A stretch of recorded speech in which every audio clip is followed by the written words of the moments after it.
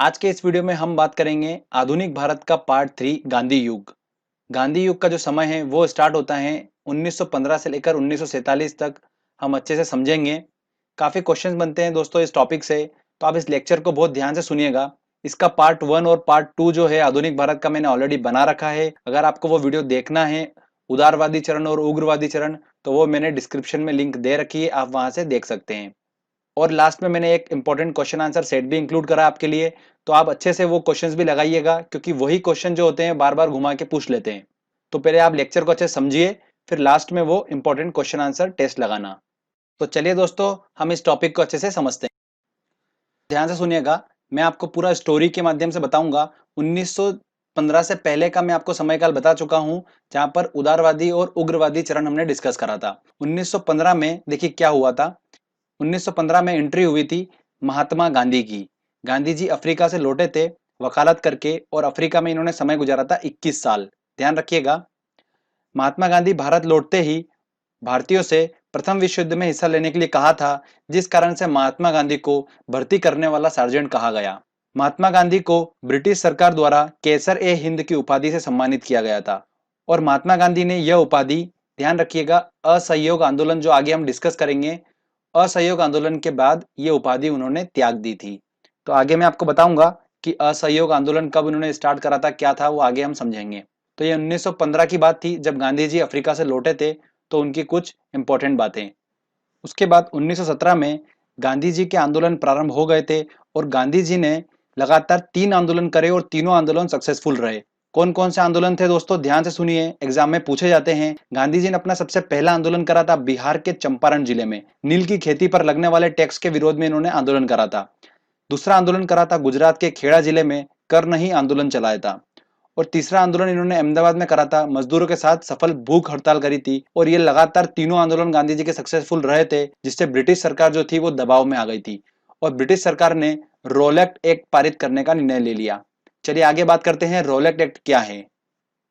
अब बारी आती है 1919 की। तो 19 मार्च 1919 को ब्रिटिश सरकार ने रोलेक्ट एक्ट पारित कर दिया। अब बात आती है कि रोलेक्ट एक्ट क्या था। तो ये एक ऐसा कानून बनाया था ब्रिटिश सरकार ने, जिससे कि किसी भी संदेहपद आदमी को ये गिरफ्तार कर सकते थे डायरेक्टली, किसी बिना किसी जांच के।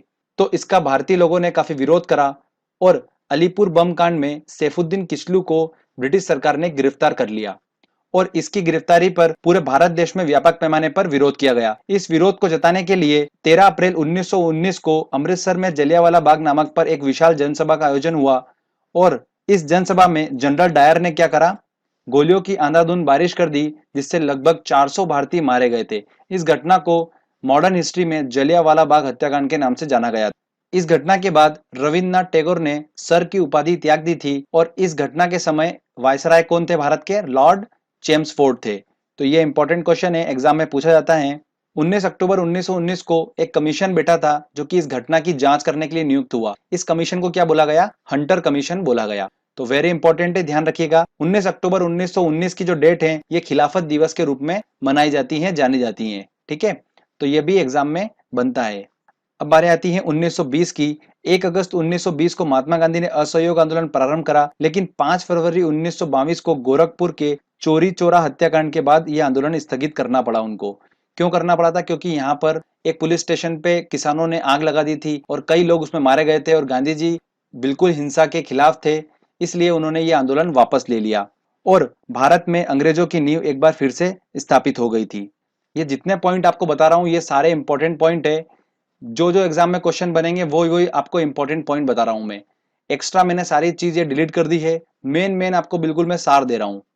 अब दोस्तों हम बात करते हैं 1923 की। 1923 में इलाहाबाद में मोतीलाल नेहरू और चित्तरंजन दास ने मिलकर स्वराज पार्टी का निर्माण करा। इसका मुख्य उद्देश्य क्या था, भारत में संविधान बनाना इसका मुख्य उद्देश्य था। अब बात करते हैं 1924 की। 1924 में कांग्रेस का एक अधिवेशन आया, कर्नाटक के बेलगांव में हुआ था। कहां पर हुआ था यह अधिवेशन, कर्नाटक के बेलगांव में हुआ था। और इसकी अध्यक्षता करी थी किसने, महात्मा गांधी ने। दोस्तों ध्यान रखिएगा, महात्मा गांधी को कांग्रेस अधिवेशन का पहली बार और अंतिम बार अध्यक्ष नियुक्त किया गया था। और महात्मा गांधी ने स्वराज पार्टी की मांगों का समर्थन करा था, जो कि मोतीलाल नेहरू और चित्तरंजन दास ने जो बनाई थी उसका समर्थन इन्होंने करा था महात्मा गांधी ने। उसके बाद हम बात करते हैं 1926 की। एक पॉइंट है इंपॉर्टेंट, ध्यान रखिएगा। अखिल भारतीय महिला संघ की स्थापना हुई थी कब, 1926 में। अब दोस्तों हम बात करते हैं 1927 की। 1927 में साइमन कमीशन की नियुक्ति की गई और इसने 3 फरवरी 1928 को भारत में प्रवेश किया।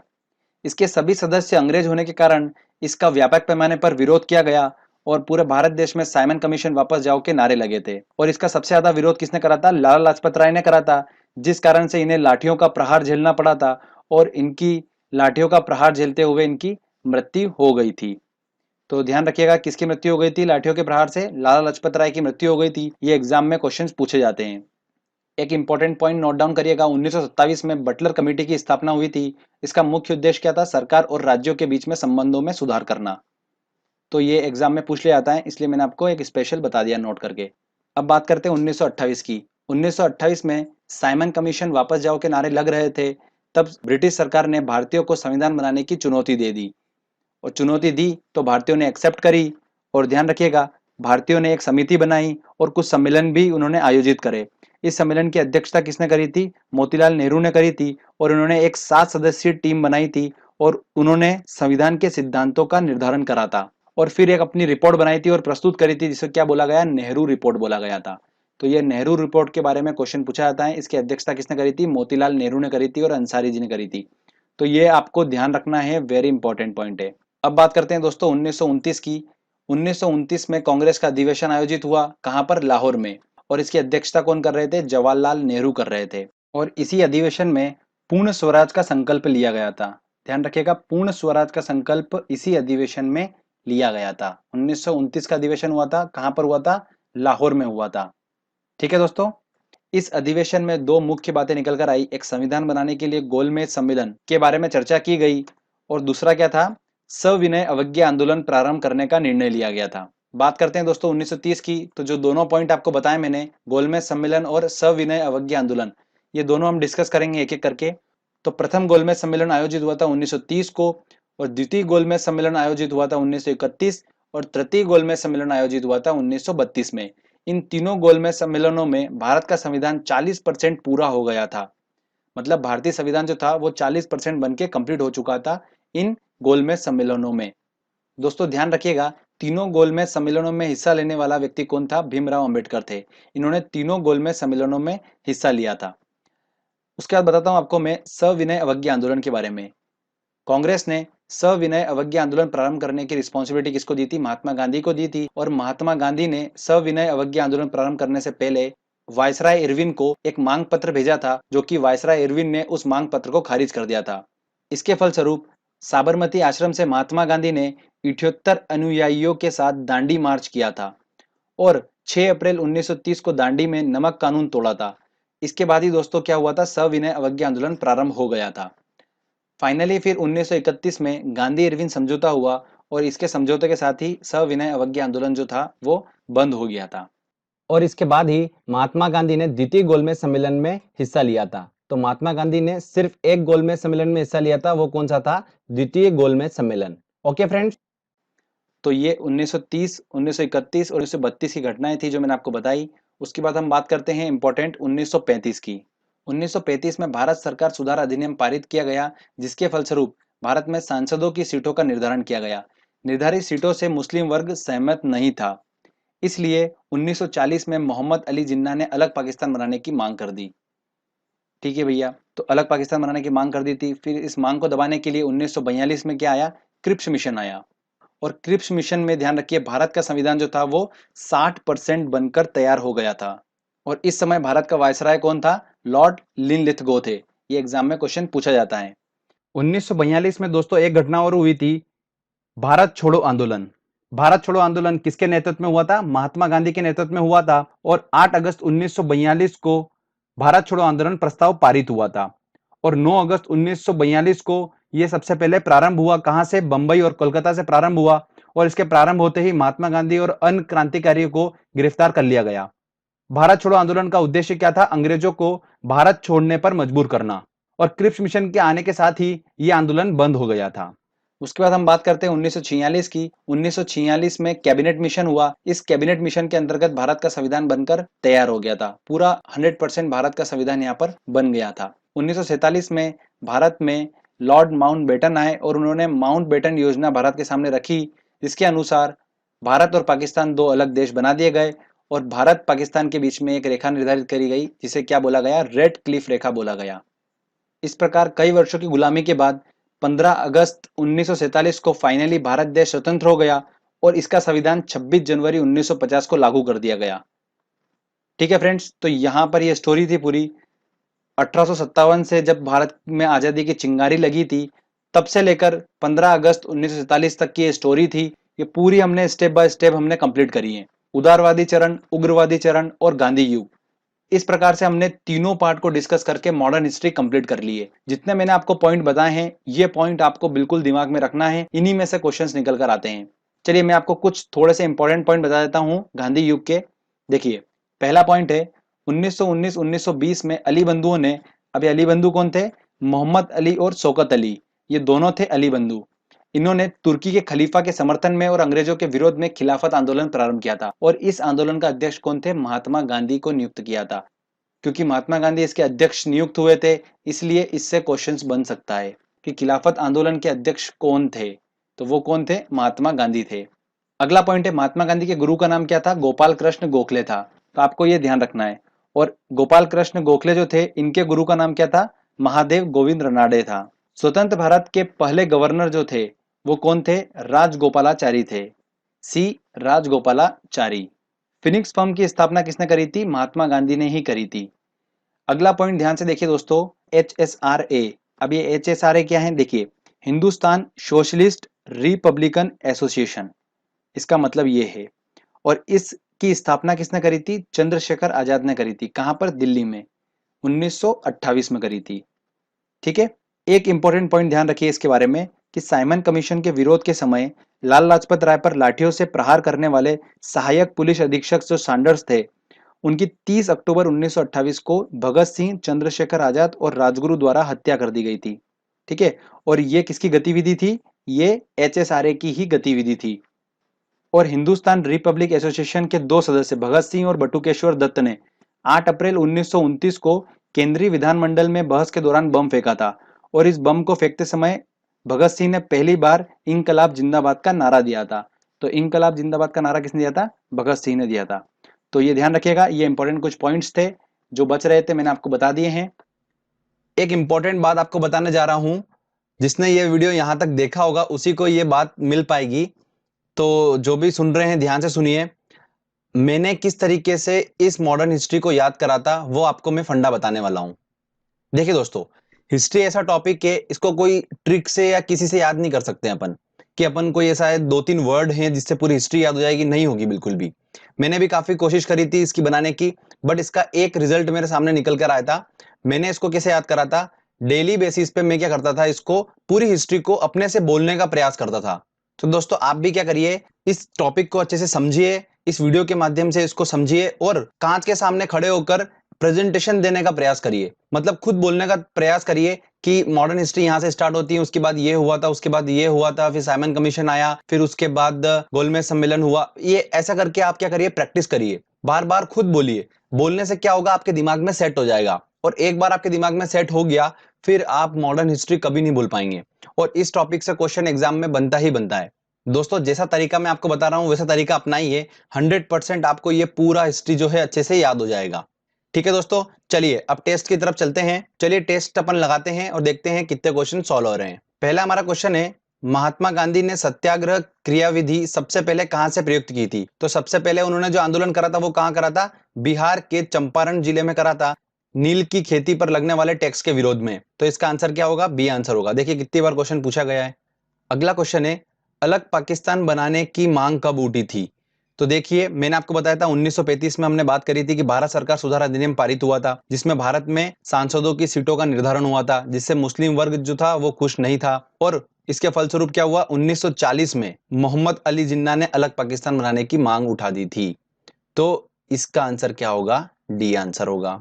चलिए अगला क्वेश्चन देखते हैं। कांग्रेस का 1929 का अधिवेशन जिसमें पूर्ण स्वराज का लक्ष्य घोषित किया गया था, कहां पर हुआ था। तो पूर्ण स्वराज का जो लक्ष्य घोषित किया था वो कांग्रेस का अधिवेशन कहां पर हुआ था, लाहौर में हुआ था। तो इसका आंसर क्या लगेगा, सी आंसर लगेगा। और इस लाहौर अधिवेशन की अध्यक्षता कौन कर रहे थे, जवाहरलाल नेहरू कर रहे थे। ठीक है, तो ध्यान रखिएगा, इंपॉर्टेंट है सब पॉइंट्स। चलिए आगे और देखते हैं क्वेश्चन। अगला क्वेश्चन है, कांग्रेस ने भारत छोड़ो आंदोलन का प्रस्ताव किस वर्ष पारित किया था?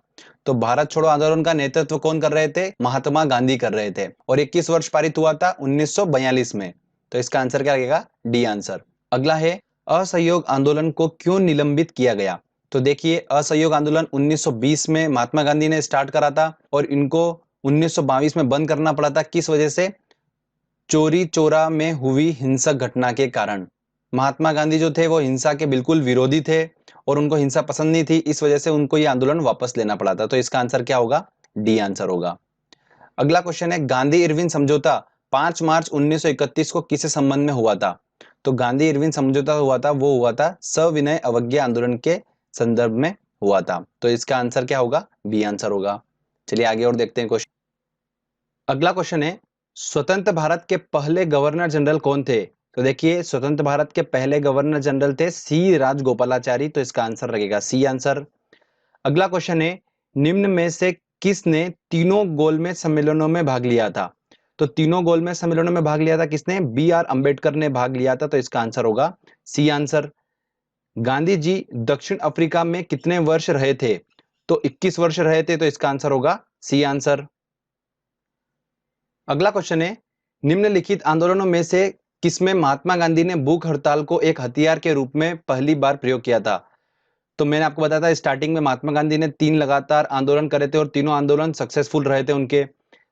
तो उसमें तीसरा आंदोलन जो था वो कहाँ था? अहमदाबाद में था 1918 का, जो मील मजदूर हड़ताल करी थी, उन्होंने मजदूरों के साथ भूख हड़ताल करी थी। तो इसका आंसर होगा सी आंसर। अगला क्वेश्चन, जलियांवाला बाग में गोली चलाने का आदेश दिया था, किसने दिया था? जनरल ओ डायर ने दिया था। तो इसका आंसर लगेगा सी आंसर। भारत एवं पाकिस्तान का विभाजन किस योजना के अंतर्गत हुआ था? तो भारत एवं पाकिस्तान का विभाजन हुआ था माउंटबेटन योजना के अंतर्गत हो गया था। तो इसका आंसर होगा ए आंसर। अगला क्वेश्चन है, जलियांवाला बाग हत्याकांड के समय वायसराय कौन थे? तो कौन थे दोस्तों उस समय? लॉर्ड जेम्स फोर्ड थे। तो इसका आंसर लगेगा डी आंसर। ध्यान रखिएगा, लॉर्ड जेम्स फोर्ड, असहयोग आंदोलन, जलियांवाला बाग कांड, ये सब पूछते हैं तो उस समय वायसराय कौन थे? लॉर्ड जेम्स फोर्ड थे। ठीक है। अगला क्वेश्चन है, महात्मा गांधी किस गोलमेज सम्मेलनों में भाग लेने के लिए लंदन पहुंचे थे? तो कौन सा गोलमेज सम्मेलन था वो? गोलमेज सम्मेलन द्वितीय। सविनय अवज्ञा आंदोलन जो उन्होंने गांधी इरविन समझौता हुआ था उसके बाद समाप्त हो गया था, उसके बाद वो द्वितीय गोलमेज सम्मेलन में हिस्सा लेने पहुंचे थे। अगला क्वेश्चन आता है, साइमन कमीशन का भारत आगमन किस वर्ष में हुआ था? तो साइमन कमीशन की नियुक्ति 1927 में हो गई थी और भारत आगमन हुआ था इसका 1928 में। तो इसका आंसर होगा ए आंसर। अगला क्वेश्चन है, स्वराज पार्टी की स्थापना किस वर्ष में की गई थी? तो स्वराज पार्टी की स्थापना 1923 में की गई थी। मोतीलाल नेहरू और चित्तरंजन दास ने मिलकर स्वराज पार्टी की स्थापना करी थी। तो इसका आंसर है 1923। क्वेश्चन नंबर 17 है, वर्ष 1919 में पंजाब में हुए क्रूर अत्याचारों के विरोध स्वरूप ब्रिटिश सरकार से प्राप्त सर की उपाधि किसने लौटा दी थी? काफी इंपॉर्टेंट क्वेश्चन है। तो दोस्तों मैंने आपको बताया था जलियांवाला बाग हत्याकांड के बाद में रविंद्रनाथ टैगोर ने अपनी ब्रिटिश सरकार से प्राप्त सर की उपाधि को त्याग दिया था। तो इसका आंसर होगा बी आंसर। भारत में साइमन कमीशन के बहिष्कार का मुख्य कारण क्या था? ये भी वेरी इंपॉर्टेंट क्वेश्चन है दोस्तों, ध्यान रखिएगा, वेरी इंपॉर्टेंट क्वेश्चन है। देखिए, यूपी पीसीएस 2004, 10 और पीएससी में पूछा गया 2013 में। तो साइमन कमीशन के बहिष्कार का मुख्य कारण था उसके सभी सदस्य जो थे वो थे अंग्रेज, इस वजह से उसका व्यापक पैमाने पर विरोध हुआ था। तो इसका आंसर क्या होगा? बी आंसर होगा। नेक्स्ट क्वेश्चन है, हंटर आयोग की नियुक्ति की गई थी। तो हंटर कमीशन कब बैठा था? जलियांवाला बाग हत्याकांड के बाद उसकी जांच के में जो आयोग नियुक्त हुआ था उसे हंटर आयोग कहा गया था। तो इसका आंसर है बी आंसर। भारत छोड़ो आंदोलन कब प्रारंभ हुआ था? भारत छोड़ो आंदोलन जो हुआ था वो प्रस्तावित हुआ था 8 अगस्त 1942 को और 9 अगस्त 1942 को जैसे ये लागू हुआ, महात्मा गांधी समेत कई क्रांतिकारियों को गिरफ्तार कर लिया गया था। तो 9 अगस्त इसका आंसर होगा। अगला क्वेश्चन है, वर्ष 1928 में Hindustan socialist Republic association HSRA की स्थापना कहां पर हुई थी? देखिए, HSRA के बारे में मैंने आपको बताया था, इस किसके नेतृत्व में स्थापना हुई थी इसकी? चंद्रशेखर आजाद के नेतृत्व में हुई थी और भगत सिंह, राजगुरु, ये सब जो थे इसके सदस्य थे सभी लोग। तो इसकी स्थापना जो हुई थी वो कहां पर हुई थी? दिल्ली में हुई थी। तो इसका आंसर लगेगा बी आंसर। देखिए फ्रेंड, जितने पॉइंट्स मैंने आपको बताए हैं उन्हीं पॉइंट्स में से सारे क्वेश्चंस हम सॉल्व कर पा रहे हैं। तो वो जो मैंने पॉइंट्स बताए हैं ये काफी इंपॉर्टेंट है। नेक्स्ट क्वेश्चन आता है, ब्रिटिश सरकार ने महात्मा गांधी को जो उपाधि दी थी और जिसे उन्होंने असहयोग आंदोलन के बाद त्याग दिया था, वह कौन सी थी? तो उन्होंने केसर ए हिंद की उपाधि को त्याग दिया था, जो ब्रिटिश सरकार द्वारा उनको दी गई थी। क्वेश्चन क्रमांक 23 है, रॉलेट एक्ट पारित किया गया था। तो रॉलेट एक्ट पारित किया था कृषि भूमि में सुधार लेने के लिए? बिल्कुल नहीं। अनुकूल व्यापार संतुलन के लिए? नहीं। क्रांतिकारी गतिविधियों में कमी लाना? बिल्कुल। इसलिए ही रॉलेट एक्ट पारित किया गया था कि क्रांतिकारी गतिविधियों में कमी लाई जाए। इसका आंसर होगा बी आंसर। निम्न में से कौन सा गोलमेज सम्मेलन 1932 में हुआ था? देखिए, 1930 में हुआ था हमारा पहला गोलमेज सम्मेलन, फिर 1931 में दूसरा, सीक्वेंस वाइज है, फिर 1932 में तीसरा हुआ था। तो इसका आंसर क्या लगेगा? तीसरा आंसर, सी आंसर होगा इसका। अगला देखते हैं क्वेश्चन, क्रमानुसार व्यवस्थित करें। घटनाएं दे रखी है, साइमन कमीशन का भारत में आगमन कब हुआ था? 1928 में हुआ था। असहयोग आंदोलन महात्मा गांधी द्वारा चलाया गया था 1920 में। पूना पैक्ट का खाली आप याद रख लीजिए 1932 में हुआ था। गांधी इरविन समझौता जो है वो कब हुआ था? 1931 में हुआ था।